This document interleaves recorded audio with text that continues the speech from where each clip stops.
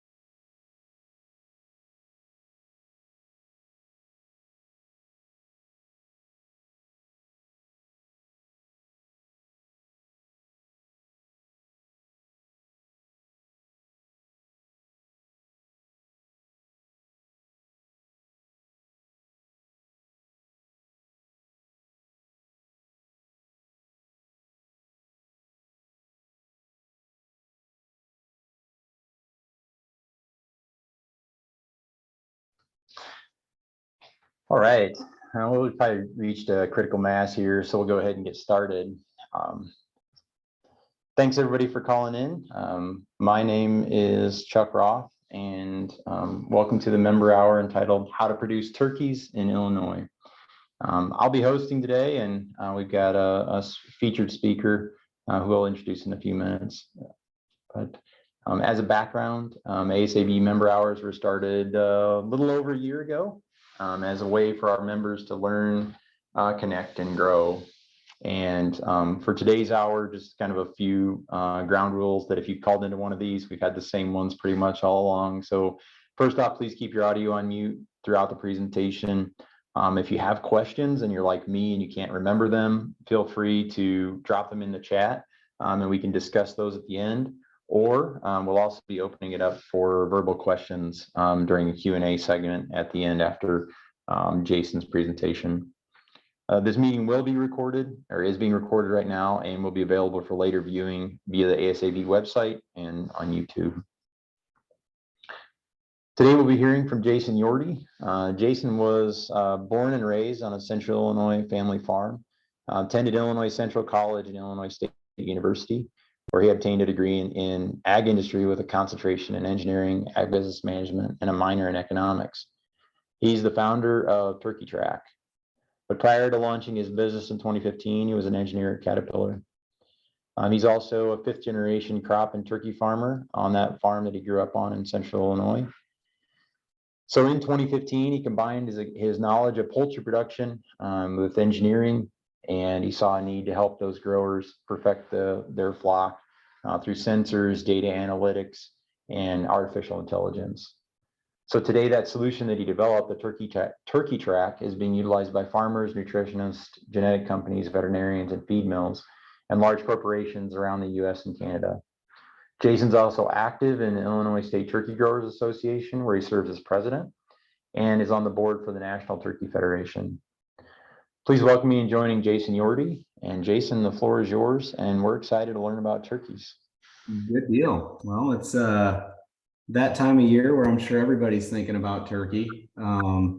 So what I'm going to do is I'm going to share my screen.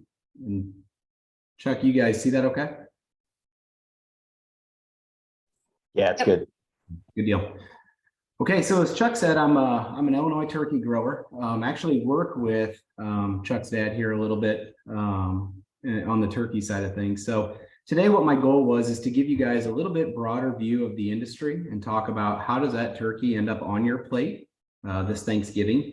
And then I also want to dial down a little bit more and talk more specifically as we talk about what happens here in Illinois on a family farm that raises turkeys. So with that, I'm going to dive right in. And as mentioned before, we really need to get an understanding of our industry and how does the industry work. To me, it's absolutely fascinating, and we're going to go through the steps, and maybe some of you guys with ag backgrounds or livestock backgrounds understand this, but to get that turkey meat on your plate, the massive amount of effort and resources it takes to make that happen it's really mind-boggling.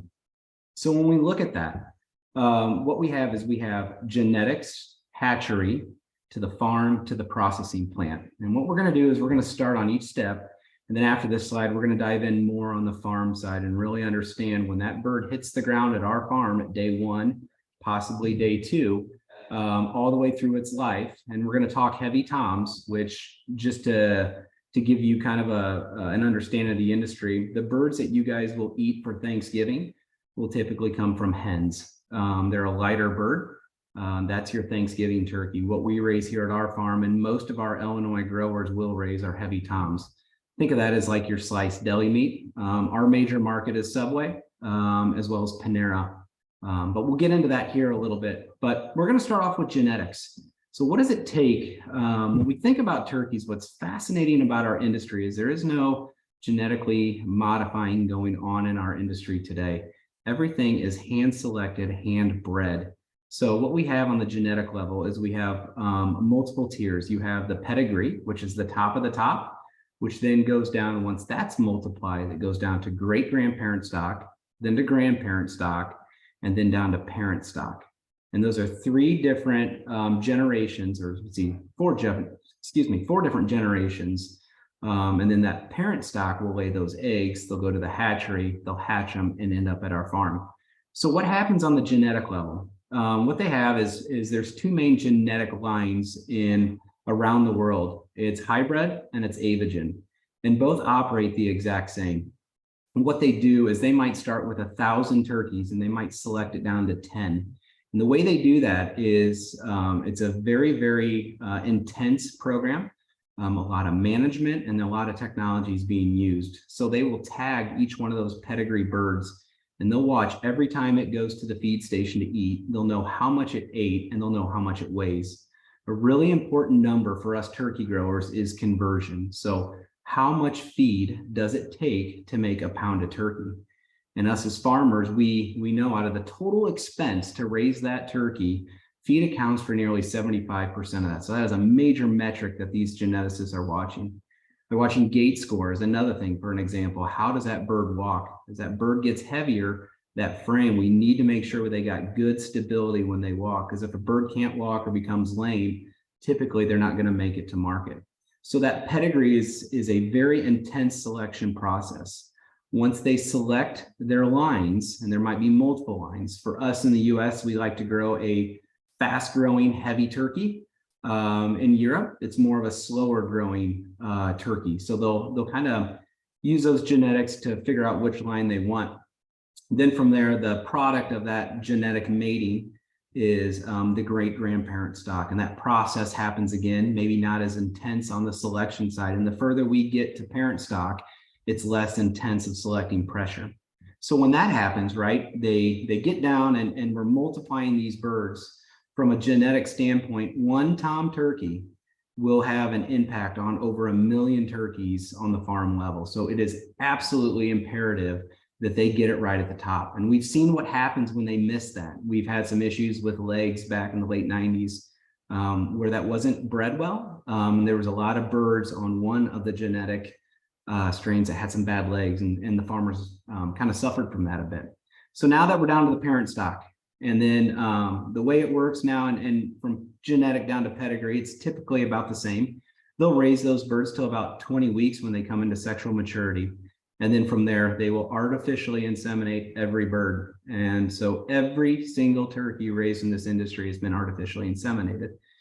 So those eggs will be hatched, and then they go to the hatchery. And in that hatchery, I believe they sit in there for about 28 days until they're hatched. Now what we do is we get to the farm level, which we're going to talk a lot about here shortly. And then obviously once they're at market age for our farm, we're running right around 18 and a half weeks. Matter of fact, we shipped out a little over 3,000 late last night. So if I'm a little tired, I apologize. And so they'll go on a truck to Iowa, West Liberty Foods. And then they're getting processed, and they will probably end up in Subway sometime shortly. So this whole process takes a lot of time. Actually, from pedigree down to when they are getting processed can be 3 to 4 years. So the stuff that's happening right now on these pedigree farms as growers, we're going to see those genetics in 3 to 4 years. It's pretty fascinating. Now, what's absolutely mind-boggling about this, and I think our consumer doesn't really get to see this process. And to deliver this piece of meat to your table, and I found this on Kroger's website here at our town in Morton, Illinois. You can buy a honeysuckle white frozen young turkey breast, 3 to 8 pounds, for $2.49. And one thing that I really want you to focus on is this, $2.49. So you think about the massive amount of resources and effort it takes to get that piece of meat to your hands is unbelievable for $2.49. And I know inflation and all that, we can have that argument. It was cheaper a year ago. Yeah, I get it, right? We're all seeing it. But the other thing to talk about too, that we take a lot of pride in our industry, is food safety. And really, if you look at this diagram, genetic all the way down to processing plant, the higher you get, or the closer you get to the consumer's fork, the higher the risk of food safety. So everybody in this hierarchy, if you will, or this flow chart, plays a massive role in food safety. And again, the closer you get to the fork, the more of a responsibility you have. Okay, let's talk about our industry. So there's 3 types of farms in our industry today, right? So we have the contract growers, the company-owned farms, and the independent farms. So a contract grower would be somebody who puts up a building, and the integrator will say, okay, we're going to deliver the poults to you, and we're going to deliver the feed to you and the bedding, and we're going to pay for your LP. Just don't screw these birds up. You, as a contract grower, your main responsibility is ventilation. That's really what you have the most key on, and walking those birds and obviously keeping them alive. A company-owned farm, that's pretty self-explanatory. Say like a Tyson or a Hillshire or a big company like that might own their own facilities, and then their manager is just simply a manager. And an independent farmer is what most of us Illinois turkey growers are. We have full risk and full responsibility for that bird. We select what poults we want, what genetic strand. We have the ability to say what we want to do on our feed. What kind of shavings do we want to use? That bird is our responsibility financially up until we sell those birds. So again, in Illinois, it's a rare thing. There's not a lot of independent farmers out there anymore. But in Illinois, a majority of us are still independent. So how big is our industry? Well, it's decreased since 2002. That was kind of the peak in the last 20 years. And that was 275 million turkeys roughly raised. This statistic came from statistica.com. So I hope it's accurate. Did not fact check it. But this is some of the trends that we're seeing at the National Turkey Federation level, that turkey production is shrinking a little bit. We haven't seen a strong growth for quite a while. And I think per capita right now, I believe in 2021, we're around 15 to 16 pounds of turkey consumed per capita. Is about where we're at. Our goal many years ago was that by 2020, get it up to 20. We've retracted a little bit on that. So let's talk about the farm. This is our family farm. It has changed quite a bit. This photo was taken about 5 years ago. So some buildings have grown up and some new facilities are put up. But what we have here is, if you look at this building, you're going to notice the bins in the front of the farm, and then you're going to notice the 3 sheds in the back. Biosecurity is an absolute must on any single livestock farm. I'm sure you've heard in the news, there's diseases like avian influenza, which has really put a dent in our industry. So our biosecurity laws or rules are, once you get past those 2 sheds that are across from each other, really no other vehicles. And again, this picture is old, so you see equipment back there. So biosecurity has obviously changed in 5 years, but we don't allow vehicles to go back there. One thing that's unique about our farm, what we have on site is a feed mill. So we process our own feed. What we do is we actually hire, and most of the industry does this, hire nutritionists to help us formulate. So on a heavy tom turkey, they'll go through about 8 different rations, and those rations are designed for that bird in a specific time. We'll get into that here in a second. So we have our own feed mill. That's a bit unique to most Illinois growers. We have a brooder house. So what is a brooder house? Well, that's where the birds start. Think of it like a nursery. And for our farm, they're going to spend day 1 to week 4 or 5, kind of depending on schedule, in that barn. And that's pretty intense management.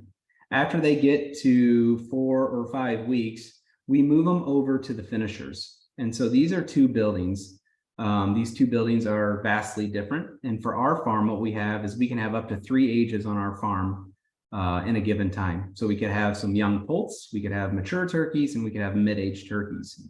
So in this scenario with the blue line, these turkeys would have spent 4 weeks in this barn. They'll move over and they will spend the rest of their life in this north finisher, what we call the finisher.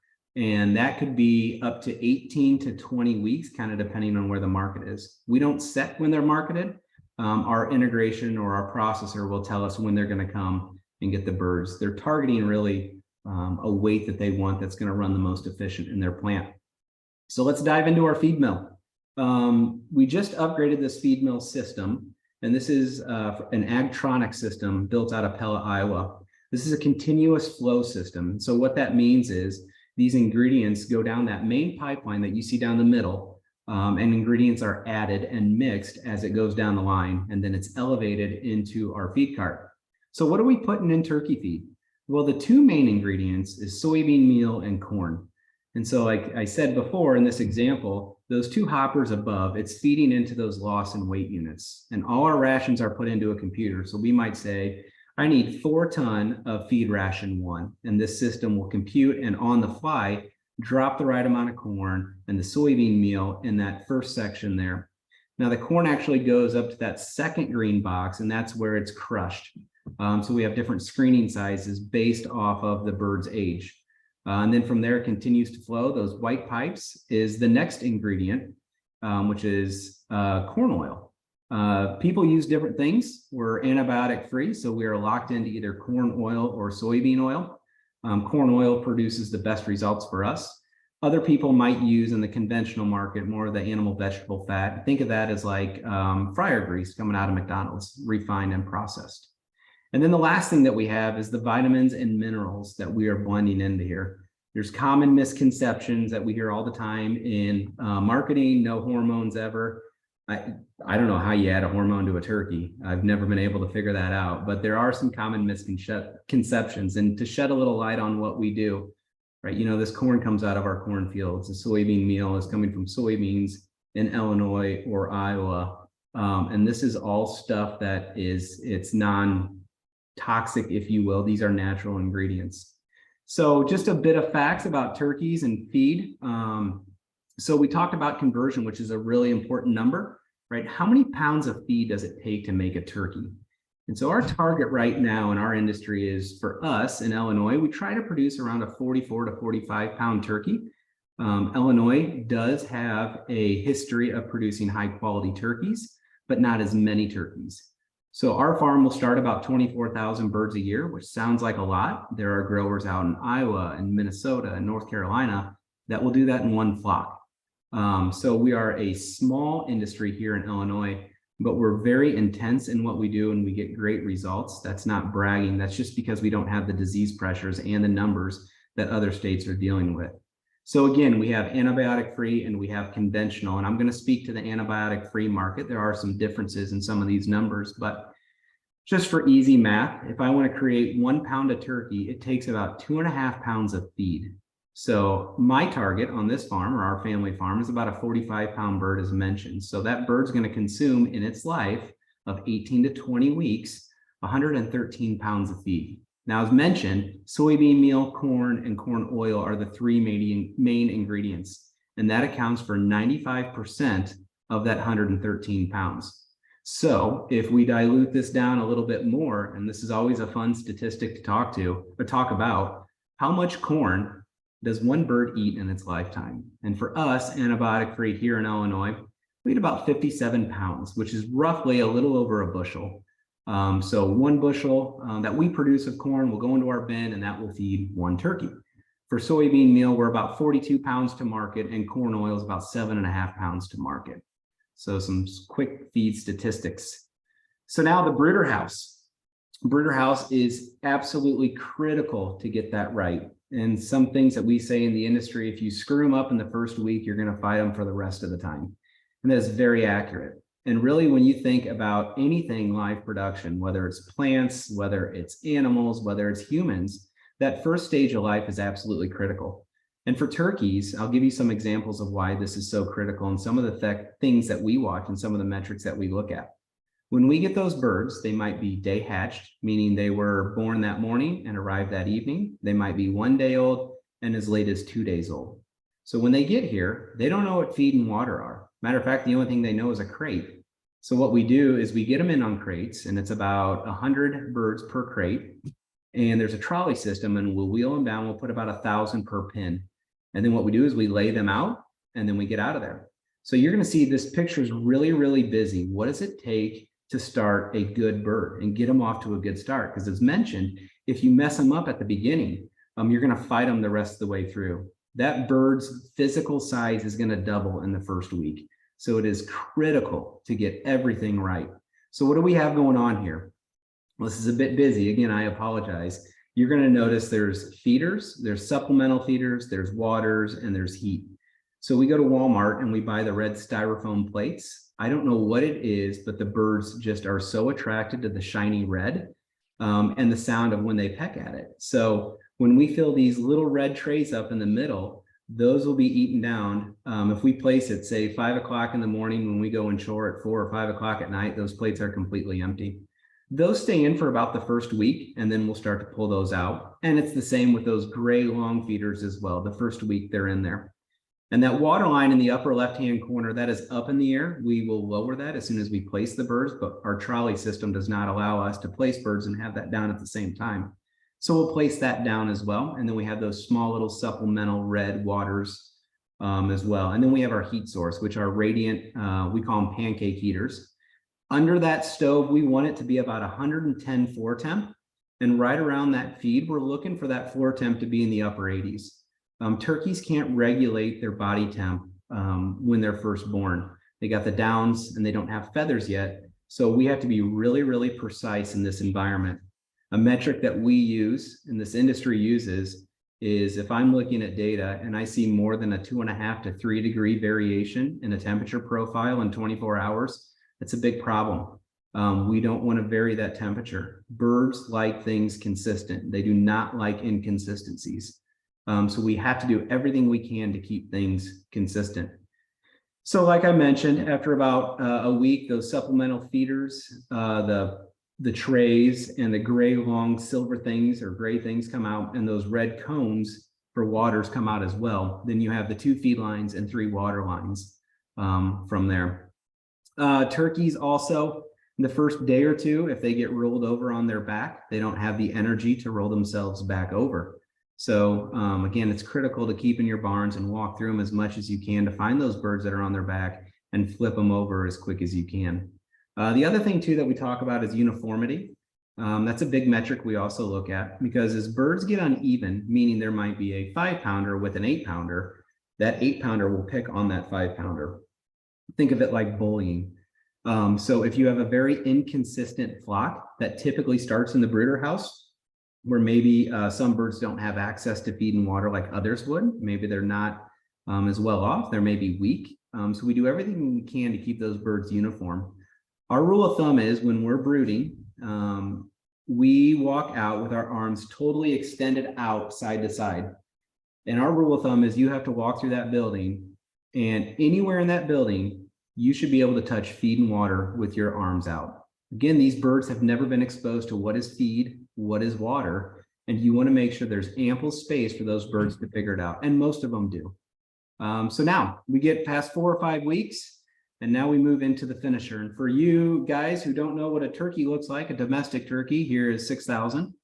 But what we have here is very similar setup. what we have is a water line and a feed line, and we have radiant heat. In this particular building, we have 2 feed lines and we have 4 water lines. And then we have the radiant tubes running down the building. You'll notice the sides are open as well as the back door. The way we control our buildings are with computers now. And the environment isn't as critical after 4 or 5 weeks, but our temperatures are regulated off of curtain and ridge vents. So what we'll do is we'll put in a temperature profile, say we want it today in the shed this shed here, we have 6-week-old birds. And so that temperature needs to be right around 72 degrees. Turkeys breathe, and we have obviously heat going on. So there's some gases in that building that we need to get rid of. So we'll force vent or purge that. I think we're set up for 30 seconds every 15 minutes. So we need to exchange that air to give them good, high quality air, outside air. We'll heat that up and then keep that environment pretty consistent. In this design, think of it like a chimney. In the wintertime, those curtains are obviously up and they'll come down a little bit to allow air in, as we talked about that purge event.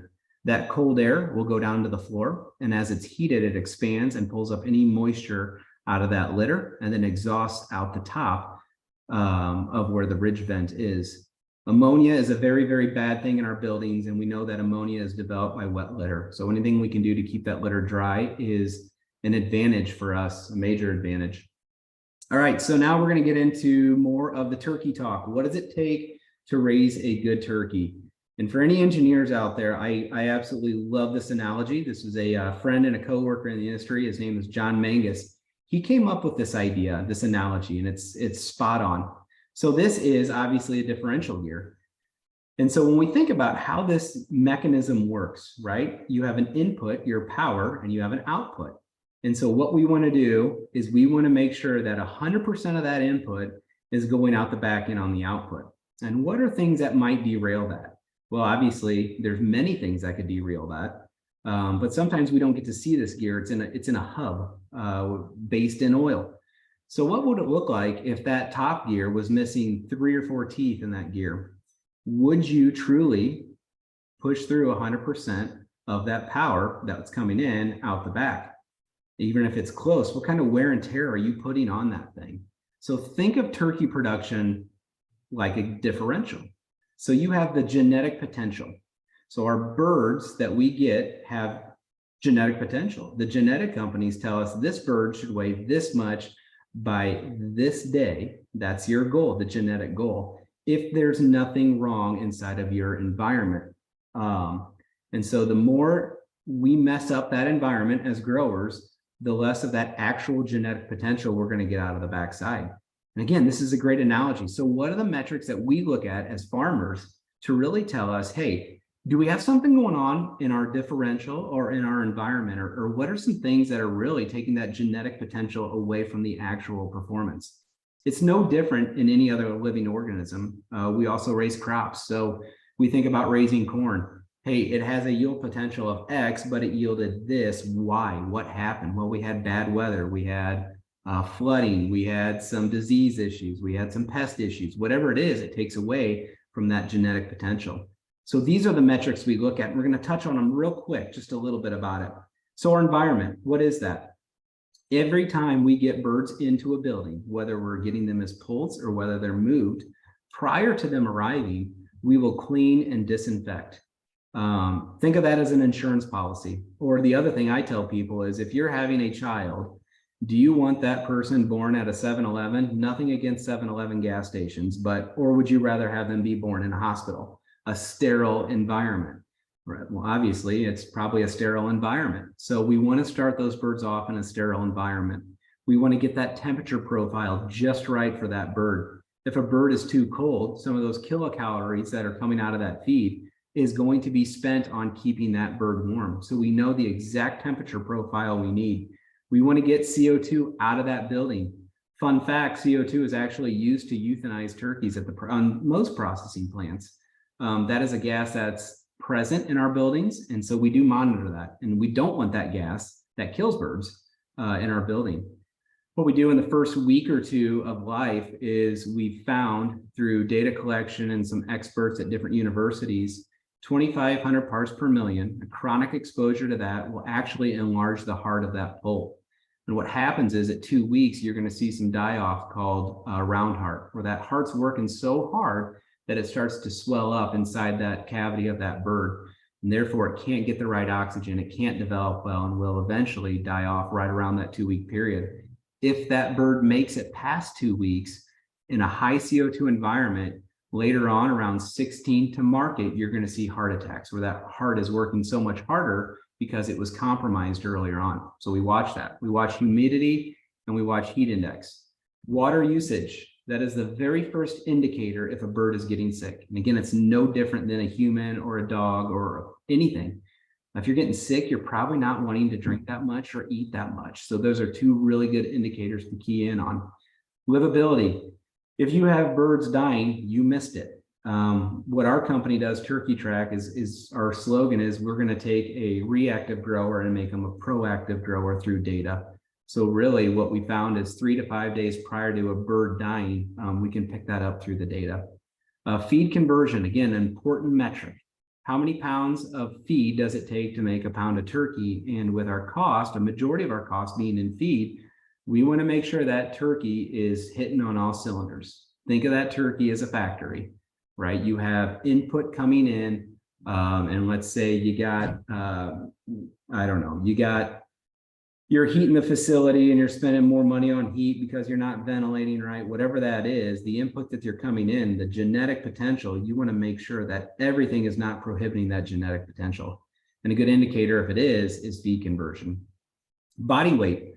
As mentioned before, the genetic company tells us, and if you were to raise this bird in an absolute perfect pristine environment, this is the genetic potential. But the reality is we don't raise our birds in absolute perfect environments. They're really, really close. My gosh, the temperature variation in the turkey barn is way less than the temperature variation in my own house. It could be negative 25 degrees outside. And if we're getting birds, that inside temperature, ambient air, will be 91 to 92 degrees. So pretty important, but we don't have the absolute pristine environments. So what we do as a company for TurkeyTrac is we look at the average of how a farm does, and we plot that and we show them day to day, are you meeting your goal or are you below the goal? And I'll show you a slide on that here in a second. Feed usage, again, we kind of touched on that. How much feed are they eating? And the last thing is water sanitation. This is a big deal. We don't just pump water out of a well and feed them to the birds. We actually treat that water. So as far as I know, all Illinois turkey growers have a water sanitation station. So this is water that, quite frankly, I drink well water, and I can drink this water. This water is better because we are chlorinating it. We like to see 6 to 8 parts per million. And we're also acidifying that water. And we'll get that pH down. We usually start them right around a 5 pH, and we try to get them to about a 4.5 once they're in the finisher shed. Now, what that does is there's a metric called ORP. Oh my gosh, I'm drawing a blank. Organic reduction potential, I think that's what it is. Don't quote me on that. But there's a number that we learn in the industry. It's a millivolt reading. If that number is at 650 to 750 or above, it's an instant kill on bacteria. So if a bird has a respiratory issue, say it's a bacterial issue, and it goes to the water and it dunks its beak into that water, and some of that mucus comes into that water, if our ORP level is above 650 or 750, there's some arguments on where that needs to be. Any bacteria in there will be instantly killed, and it's good, clean drinking water. Okay, so one of my last slides here is, as we've talked about a little bit about what we do as TurkeyTrac and how that relates with turkey production, this is a screenshot. What we say also, another thing one of our slogans is, a goal broken down in steps becomes a plan, and a plan backed by action becomes a reality. So as turkey growers, when you throw a turkey into a building, my father, Chuck's father, right? These guys are turkey whisperers because they've been doing it their whole life. They can walk in and they, off their 5 senses, can just know what's going on. So think about the industry and that next generation taking over, or maybe even new employees. A guy walks into a barn, they're probably not going to know what too much ammonia smells like, or if a pult looks lethargic, is he cold or is he sick, right? We don't we don't have that type of training that maybe that higher generation has. So what we do at TurkeyTrac is every day we set a goal for that grower. If that goal is to raise a 45-pound bird at 140 days, how much feed should that bird eat? How much water? What should the environment be?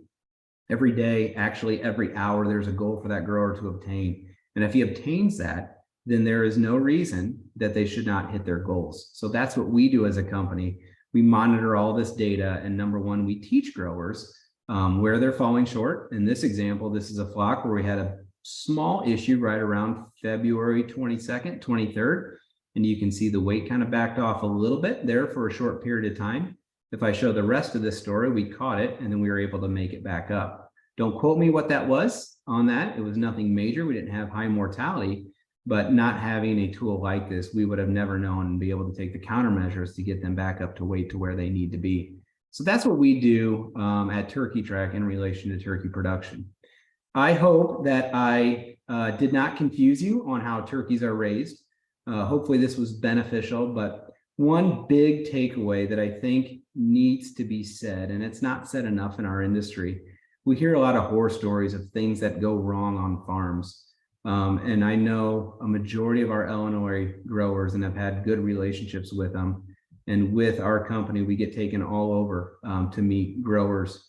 If you don't treat that bird right, you're not going to be a grower very long because the margins just won't be there. The best producing turkey is the highest margin turkey, if that makes sense. And a good grower is not a grower that can raise the heaviest turkey with the most livability. A good grower is a consistent grower who is very, very consistent in what they do. So when you pick up that turkey this, I don't know what, next week sometime, actually, I think it's a week from today, just know that the pride and the resources and the effort it takes to make a good, high quality product is not overlooked by turkey farmers.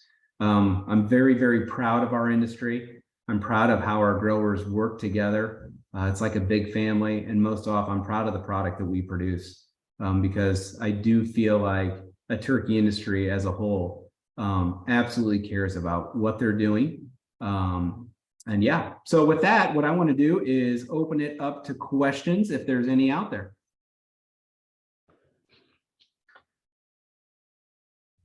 Thanks, Jason. Yeah, open it up for questions. I'll kick it off with the first one just because, again, as Jason alluded to, Jason works, well, my father does also raises turkeys, so I'm a little bit familiar with this and more familiar than most. So the opening question for me would be, you commented on most of the turkeys you raise are toms, right? But the turkeys that most folks will end up with on their plate in a week will be actually a hen. Can you kind of comment on why that is and why you grow toms and why my dad's growing hens for Thanksgiving right now?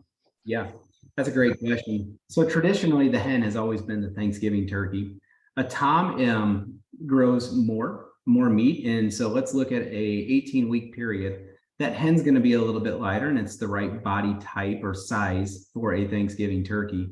A heavy tom turkey is going to be your sliced deli meat, or is kind of the big market that we think about. That bird, that heavy tom, the reason why we are in that industry, at least for our farm, we actually started off generations ago as processing hens. And the reason why we got into the heavy tom market, when my grandfather retired or stepped out, we were still processing turkeys. And then my father wanted to get into it and thought, man, there's got to be a better way. He didn't really like the processing side of things. So then he met a guy, Marv DeWitt, and started raising for Bill Maher turkeys, which then turned into, I hope I get this progression right, Hillshire, Sara Lee, and which is now Tyson. It's been bought out through all these different deals. But for us, or for my father at that time, heavy tom seemed like a way to go. A hen is more docile. It's not as aggressive as a tom turkey. At 18 weeks, they're kind of coming into sexual maturity. So think of it as more testosterone levels, which isn't the right way to say it, but it is. I mean, these birds are aggressive. They're more dominant. A hen is a little bit easier to raise.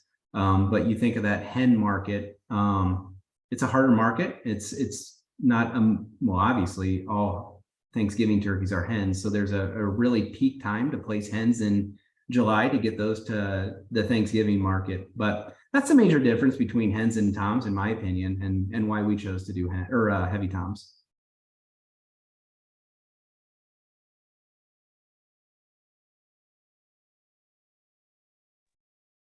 Hi, Jason. I was wondering if you could comment on where some of that data collection comes from. I saw that you had the chart on all the birds' weight and things like that. So what methods are you using to get all that data from the birds to then turn into the feedback for the farmers and the growers?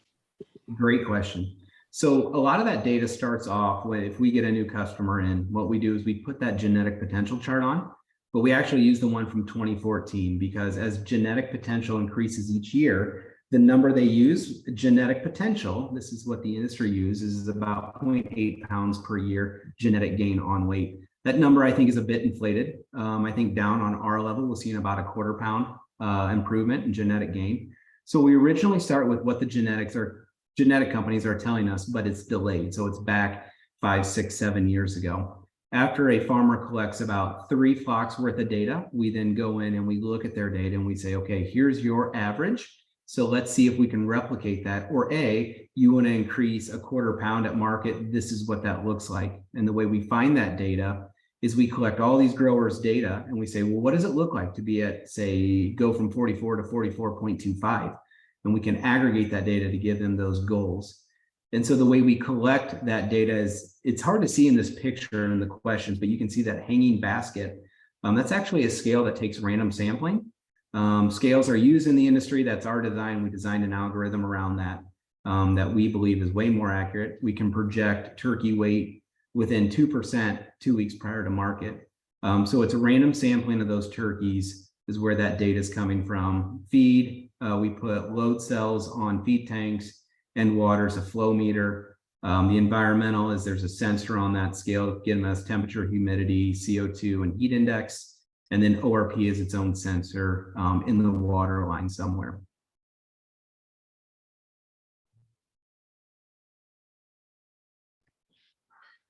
Thank you.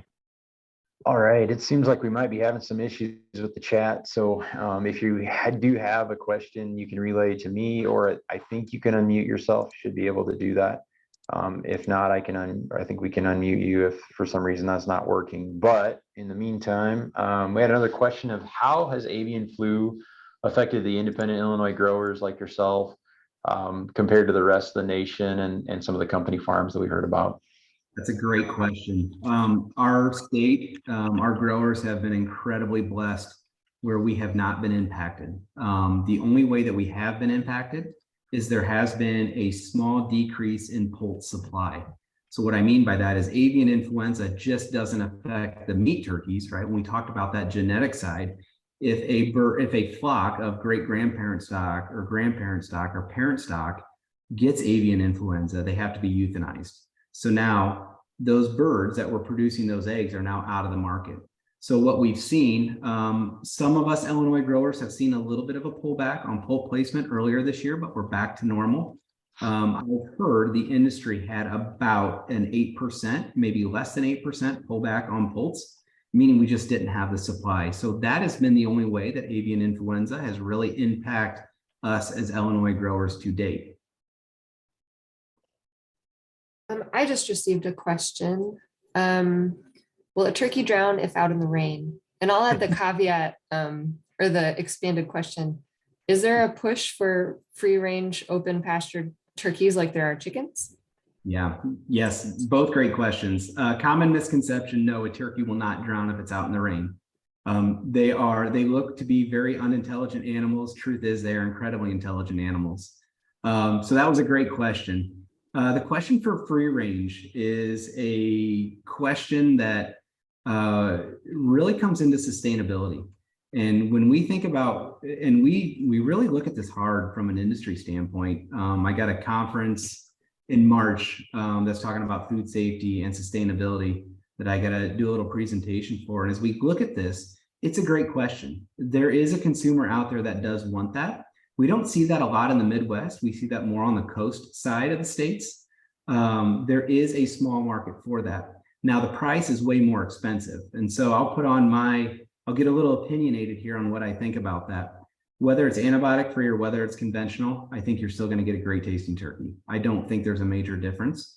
We do have some growers that do the pasture raised thing, and I think that's great to sell to a small niche market, but they're going to pay for it. And so in times where inflation is hitting a little bit harder, things are getting a little bit harder in the economy, we do see that market pulling back a little bit, because I just don't think it's going to be A, sustainable, and B, I think that clientele that does want that meat, I think they're going to maybe scale back a little bit based on what's going on in our economy.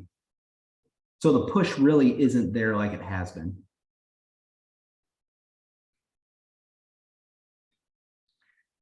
All right, we've got a couple other questions that have come through the chat here. First is, what do you find is the main benefit your clients are gaining from the data collected? Yeah, another great question. So think of our system as a data cooperative, and data is a word that people get really squirmy over. So the way we approach that is, if a grower is contributing to our database, what they do is they have the ability to pull some of that data out. So case in point, I'm an independent grower and I have the ability to select from 2 different genetics. I can go into a system that we call Flock Compare, and I can say, show me how a hybrid bird compares against an Avagen bird in a tunnel ventilated building that faces west, that has this type of water, this type of heater, put all the statistics about your building in. It'll pull that data in and it'll aggregate it, and it'll show that, hey, this bird in your specific environment does perform a little bit better. So that's where a lot of the growers are getting benefit. We have some growers that do both genetics. We had a grower the other day that we were sitting down and going through his data, and at the end of the day, in 1 year, there was a little over $10,000 advantage to raise one genetic on his farm than the other. And it's nothing against the genetic companies. There's a 5-year pendulum, is what we call it, where that genetic potential is favored on one side, and in 5 years, it slowly goes over to the other. And that's typically, historically, what happens in the industry. Every single barn is different. And we tell our growers, the way you're going to benefit that is if you treat your barn, every flock, basically as a test flock. You can learn something if you take the time to look at the data. I've got another question here, Chuck, if you want to keep going back and forth. Yep. Are you paid strictly by the weight of the bird that you sell, or are there other premiums that get factored into the price you receive? For example, are there deductions for too much fat, premiums for higher BMI, incentives for body composition, et cetera? There are, and that's a great question. So there is a base pay, and there is, hey, if you raise a bird at this weight, we're going to pay you X amount of dollars. Now, we don't know that number until we market, because our contract is based off of the not the environment, I'm sorry, but the I'm drawing a blank on words. Basically, what does it cost us to raise that turkey? They know that price, and they're going to give us a little bit extra. So there are deductions, and those deductions might be a higher condem, so non-usable meat, whether it's bruised or something that they have to cut out. There is some discounts for that, where they will deduct from our pay. If we're below a certain weight threshold, they will deduct it. If we exceed certain thresholds, it's like an extra carrot. Hey, here's an extra X amount per pound for doing such a good job. So yes, this is where the comment before about, if you're a good turkey producer and you really strive to raise a good flock, you should be fine. But those growers that maybe don't do as well and maybe have some management issues, right? It'll almost force them out, because with those deductions, right? And this is why we can create such a great product. You're incentivized to do a great job. You're disincentivized to do a bad job.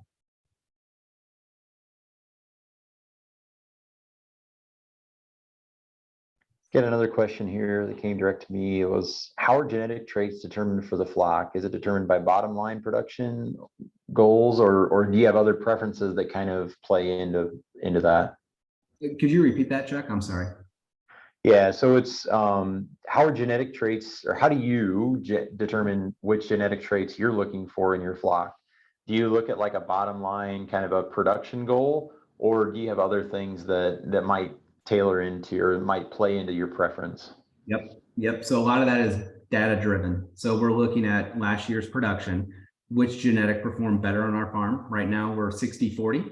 And sometimes those ratios might switch based off the prior year. That is a lot of it. And I'd be lying if I said that none of it is to do with relations. There are relationships out there where we've been buying poles from the same company for generations. And sometimes they say, hey, we just don't have this line. You're going to have to take the other line.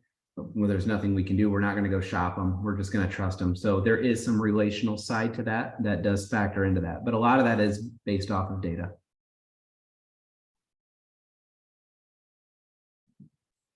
Got another one. You mentioned that bedding shavings are used in barns. What's the turnaround process after a barn's flock goes to the processor? Yep, great question. So in our brooder house, which we are there for 4 to 5 weeks, a lot of times that manure, we call it manure shavings, or that base, is still pretty good. It's not wet. It's got minimal manure in there. Sometimes, depending on the year, depending on the litter quality, we might move those into the next building that those birds are going into and top dress that litter. Once they get into the finisher and they've spent 15 weeks on that litter, we'll go in and actually decake it. And that's a machine that goes in and it takes the heavy manure and it separates it from the fines, and those fines fall through. That manure then is hauled out to a compost pile, to which we'll compost that. And then in the fall, we'll spread it on our fields. It's kind of cool. It's a life cycle, right? You know, we fertilize the fields or subsidize some of the fertilizer with the turkey manure, to which that corn will then, some of that will go back into our bin for the feed.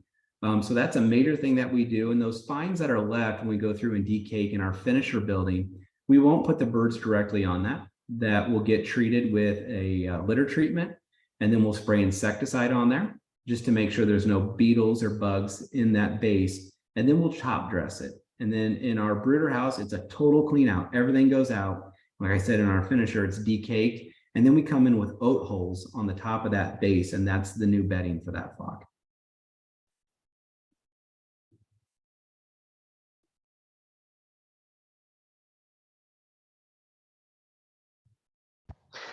Yeah, I just dropped a link in there to a housekeeper, they call it, or a decaker. I don't know, Jason, I don't know what you guys use, but this is what I grew up in, driving a small tractor in front of. So next question was, is there a mortality rate goal from delivery to finish? There is. So right now, the heavy tom industry is running about 85, 86% livability. So that's not a fun number to talk about being totally visible, right? There's obviously opportunity for improvement in that. You will never get 100% livability. That's impossible, right? So this is just a fact of life. It's no different than when we look at the hospital. How many children born make it past the first year? There are some that do pass, unfortunately. So it's the same with our industry. So I can tell you right now, for the Illinois growers that market to West Liberty, we all work together. And so typically that our livability rate is right around 90%, maybe a touch over.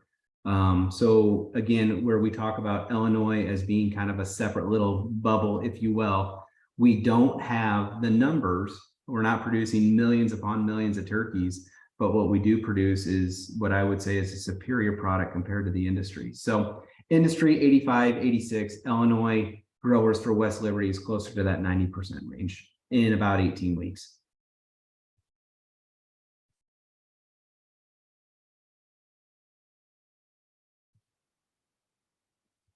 Next question is, what percentage of cost comes from heating? Ooh, that is a fantastic question. I don't know off the top of my head. I could probably pull up that statistic. I believe, and again, here's the other problem with that question. We can look at it from a year standpoint. When we start turkeys in July, our heating bill is very, very low. When we start turkeys in February, our heating bill is very, very high. So it's kind of based off the season. To me, and I'm just shooting off the top of my head, please don't hold me to this number. I could probably pull up a spreadsheet and tell you that exact number, but I believe it's less than 10% of the total cost in a bird, and this would probably be from a year or two ago, is in heating. Now those numbers change throughout the years, right, as gas prices increase and everything else. From a percentage basis, I don't think we'd exceed 10%.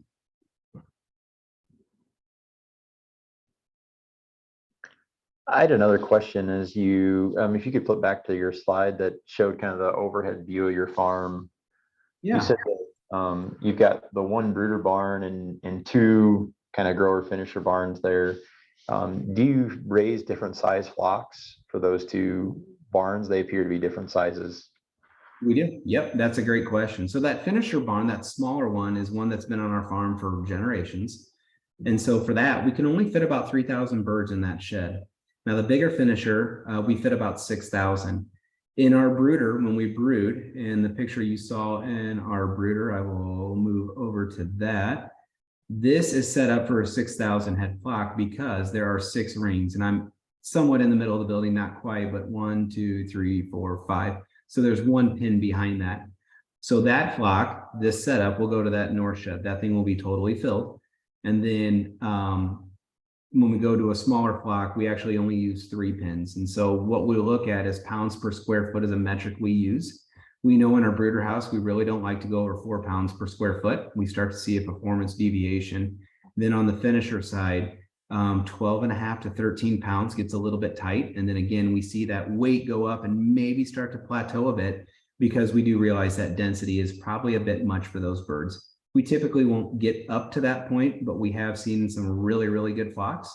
We had to make some changes the prior year. If we have great livability, great weights, we might back down our head count a little bit just to make sure we don't exceed that 12.5 pounds per square foot. Great question.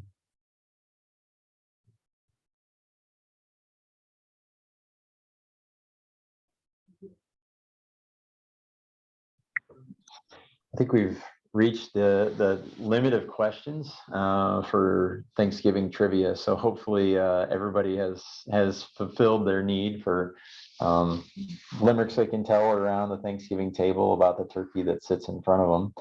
And so just special thanks to everybody for calling in, and to Jason for his presentation. And then also to Sarah and the rest of ASABE headquarters staff that helped make these member hours a reality.